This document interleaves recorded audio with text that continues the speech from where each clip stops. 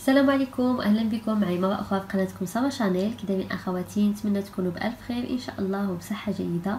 اليوم فيديو جديد ان شاء الله غنشارك معكم فطائر كيجيو رائعين خفافين بزاف، بحشوة جد سهلة وفي نفس الوقت لذيذة بزاف، ايضا بعجينة اللي كتجي رطبة خفيفة.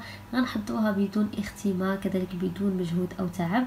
نتمنى ان هاد الفطائر ينالوا الاعجاب ديالكم. الى عجبكم كيف ديما ما تنساوش انكم تدعموني بلايك، كذلك الاشتراك في القناه وتفعيل الجرس، ونبداو على بركه الله. بالنسبه للعجين فانا هنا خديت 100 غرام ديال الدقيق الفينو اولا دقيق القمح الصلب، 7 غرامات ديال خميره الحلويات اولا البيكين باودر، 250 غرام ديال الدقيق الابيض اولا الفورس، معه تقريبا واحد نص معلقه ديال الملحه. نحتاجو كذلك المطارد، الحليب، نص كاس ديال زيت المائده، معلقه صغيره ديال سكر سنيده، ومعلقه كبيره ديال الزبده على درجه حراره المطبخ. غناخدو واحد الاناء غنوضعو فيه الدقيق الابيض. بالنسبه للكميه يمكن لكم تضاعفوا الكميه ديال الدقيق الابيض كذلك دقيق الفينو، فبالنسبه ليا وضعت هاد الكميه اللي كانت كافيه، وصراحه كتعطي كميه اللي هي كثيره. غنضيفو عليهم معلقه صغيره ديال سكر سنيده، كيف ما قلت لكم الملحه فانا ضفتها مع الدقيق. غنضيفو كذلك خميره الحلويات 7 غرامات. غنخلطوا جميع العناصر الجافه مع بعضهم.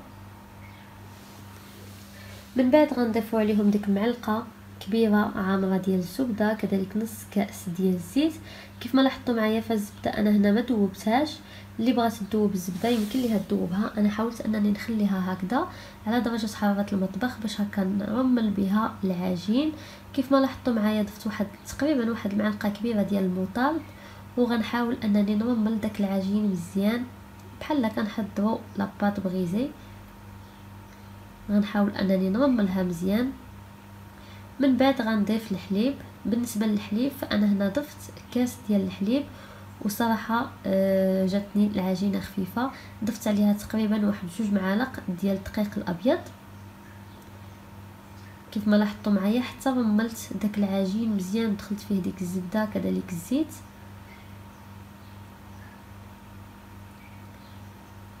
حاولت انني نجمع العجين بدون اي مجهود، حاولوا انكم تجمعوها فقط باليدين ديالكم، يعني ما كتدلكوهاش. من بعد هذا هو القوام ديال العجين. غنحتفظ بالعجين في الثلاجه المده اللي غنحضر فيها الحشو، ومن بعد غنتلاقاو ان شاء الله. كيف ما لاحظتوا معايا من بعد ما خليت العجينه ترتاح في الثلاجه، يعني غير لتحت ما نوضعهاش في المجمد، فقط في الثلاجه. خديت هنايا الخضر. انا هنا خديت القرع الاخضر حكيتو، كذلك خيزو اولا الجزر، ودرت هنايا تقريبا واحد البصله كبيره مشلضه، وقطع ديال الدجاج. يمكن لكم تعوضوا الدجاج باللحم المفروم اولا الكفته، ويمكن لكم ايضا تضيفوا الفلفله. انا هنا اكتفيت فقط بالقرع كذلك خيزو اولا الجزر، وكذلك البصل. ضفت هنا تقريبا واحد 2 معالق كبار ديال زيت المائده. غنضيف التوابل اولا العطريه على هاد المكونات. غنضيفو تقريبا واحد نص معلقه ديال الملحه، كذلك سكينجبير او الزنجبيل واحد المعلقه تقريبا ما عمراش، كذلك نص معلقه ديال الفلفل الاسود اولا الابزار. نضيفو كذلك البابريكا اولا الفلفل الاحمر تقريبا واحد المعلقه، وكذلك غنضيف عليهم هنايا ثوم بودره. يمكن لكم توضعوا فصوص ديال الثوم في الاول مع الخضر. من بعد غنحاول انني نخلط هاد الخضر مع بعضهم مزيان، كذلك مع التوابل. غنخليهم حتى كينزلوا. من بعد غنضيفو عليهم الربيع اولا القزبر والمعدنوس. كيف ما لاحظتوا معايا من بعد ما نزلت داك الخضر مع قطع ديال الدجاج، انا هنا ضفت عليهم تقريبا واحد 2 معالق كبار ديال الربيع. اللي كتبغي الحشو يكون حار يمكن ليها تضيف الصلصه الحاره اولا الهريسه.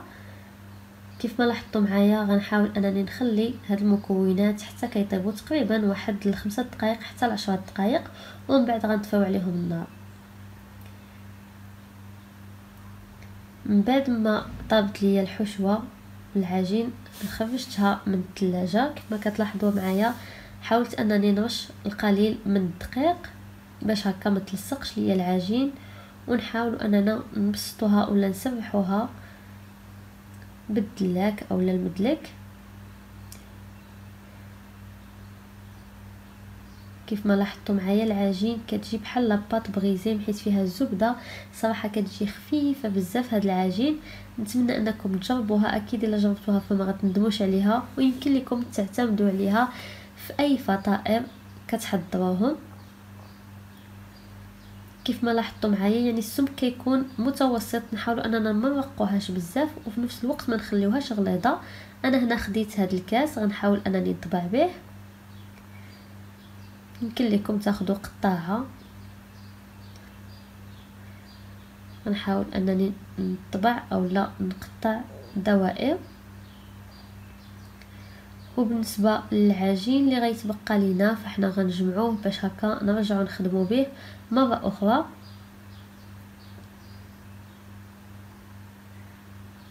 كيف ما كتلاحظوا معايا غنحاول انني نجمعو، فقط كنجمعوه غير باليدين ديالنا، نحاول اننا ما ندلكوهش صافي. من بعد كنرجعو نفس الطريقه كنبسطوه بالدلاك وكنقطعوه دوائر. كيف ما كتلاحظوا معايا خديت اول دائره وحاولت انني نبسطها كيف ما كتلاحظوا بالدلاك اولا المدلك على شكل بيضاوي بهذه الطريقه هذه.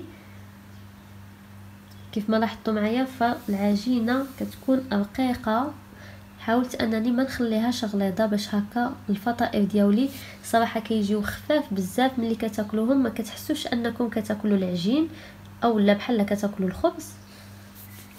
كيف ما لاحظتوا معايا حاولت انني نوضع واحد الخطوط بالسكين او لا بالموس. انا هنا درت 4 ديال الاشرطه او لا ديال الخطوط، يمكن لكم ديروا غير 3 او لا 4. من بعد خديت الاطراف ديال العجين وحاولت انني نسد هاد الفطائر، ومن بعد غنضغط عليهم ونحاول انني نقادهم عفوا في الجوانب باش هكا يجيو شكل الباغيت او لا ميني باغيت. كيف ما كتلاحظوا معايا هذا هو الشكل ديالهم. الصراحه كيجي الشكل ديالهم والمنظر ديالهم رائع والطريقه ديالهم جد سهله. انا غنعاود معكم بعض الحبات باش هكا تكون طريقه واضحه لكم. كيف ما لاحظتوا معايا العجين كنرققها، من بعد كنوضع اشرطه بالموس او السكين وكنوضعوا الحشو. نحاولوا انا ما نكثروش الحشو بزاف باش هكا ما يخرجش لينا من الفطائر كما كتلاحظوا.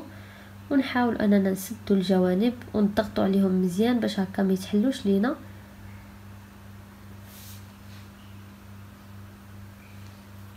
من بعد كنضغطوا عليهم صافي وكنقادوهم في الجوانب بهذه الطريقه هذه غير باش كيجينا الشكل ديال الباغيت.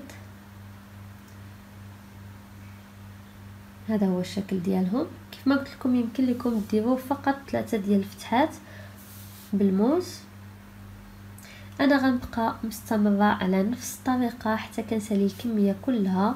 وبالنسبه للفطائر فانا وضعتهم في الصينيه ديال الفرن اللي درت فيها ورق الزبده. يمكن لكم تدهنوا الصينيه ديال الفرن الا ما كانش متوفر عندكم ورق الزبده، دهنوها بالقليل من الزيت باش هكا ما يتلصقوش لكم ملي توضعوهم في الفرن. وفي هذا الاثناء ملي كنسالي الكميه كلها كنوضع الفرن يسخن على درجه حراره ديال 170 حتى ل 180 حتى كيسخن لينا مزيان. عاد كنقصوا عليه تقريبا 150 درجه الحراره وكنخليو الفطائر ديالنا حتى كيطيبوا لينا من التحت مزيان. عاد كنشعلوا عليهم من الفوق باش هكا يتحمروا. وانا غنبقى مستمره على هذه الطريقه حتى كنسالي ونرجع معكم ان شاء الله.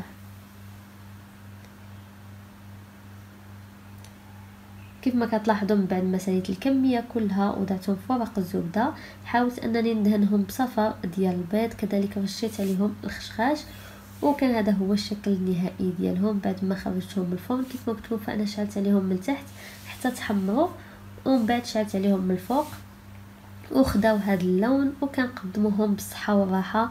بالنسبه لهاد الفطائر فهما كيجيو لذاذين بزاف وخفاف. نتمنى انهم ينالوا الاعجاب ديالكم وانكم تجربوهم. اكيد الا جربتوهم فهما غينالوا الاعجاب ديالكم. الى عجبكم ما تنساوش ديروا لايك للفيديو، كذلك الاشتراك في القناه الى كنتوا اول مره كتزوروا القناه ديالي، كذلك تبارطاجيو هذا الفيديو مع الاصدقاء والاحباب ديالكم باش كتعم الفائده على الجميع. نتلاقاو في فيديو اخر ووصفه اخرى ان شاء الله. مع السلامه.